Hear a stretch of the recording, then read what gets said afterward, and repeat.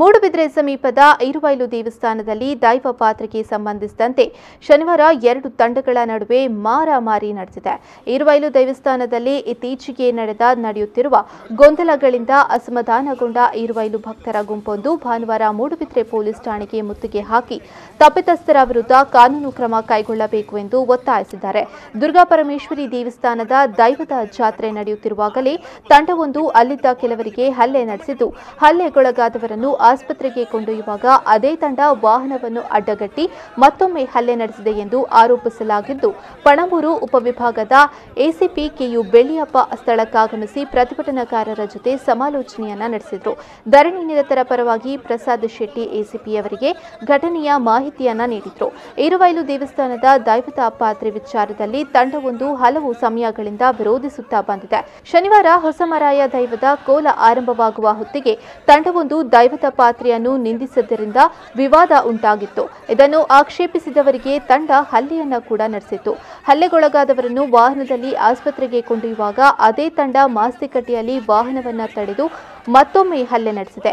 ಆರೋಪಿಗಳನ್ನು ಬಂಧಿಸಿ ಕಾನೂನು ಕ್ರಮ ಕೈಗೊಳ್ಳಬೇಕು. ರಾಜಕೀಯ ಒತ್ತಡ, ಪೊಲೀಸರ ಹಸ್ತಕ್ಷೇಪದಿಂದ ದೇವಸ್ಥಾನದ ಧಾರ್ಮಿಕ ಕಾರ್ಯಗಳಿಗೂ ತೊಂದರೆಯಾಗಿದೆ ಎಂದು ಹೇಳಿದರು. ದಿನಕ್ಕೂ 10 ವರ್ಷ ತುಂಬು ಅವೇ ಮಾನಿಗೆ ಸಭೆಟ್ಟುಕೊಳ್ದಿನ ಒಂದು ವ್ಯಕ್ತಿಗೆ ಆವೇಶ ಬರ್ತದೆ. ಪಂಚಜೀಟಿಗೆ ಕೈಕೊರಿ ಪಂಚಜೀಟಿ ಕೈಕೊರ್ನ ಆನೆ ಊರು ರಾಜ್ಯ ಪೂರೆತ್ತನು ಗುತ್ತು ಬರ್ಕೆತ್ತನು ಐಕ್ಯ ಬೋಡ್ತಿನ ಗುರುಕಾರ ಭಟ್ರು ಪೊಲ್ಲ ಎಂಕಲ ಸಂಪ್ರದಾಯನು ಪ್ರಶ್ನೆ ಬರ್ತೊಂದುಲ್ಲ ನಿಕ್ಕಲು ನಿಕ್ಕಲು ಯಾರು ನಿಕ್ಕಲು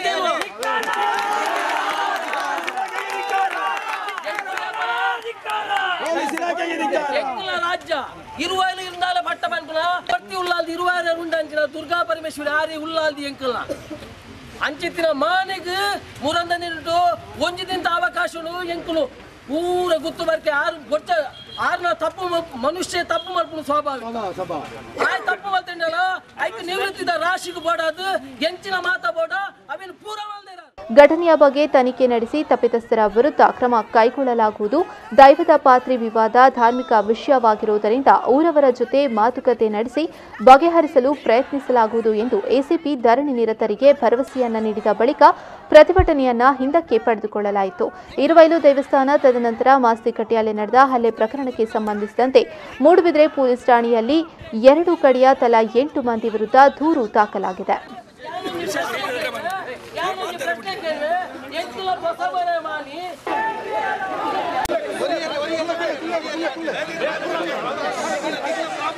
ದೇವೇಂದ್ರ ದೈವದ ಭೇಟಿಯಾಗಿ 5 ಬಲಿ ನಡೆದ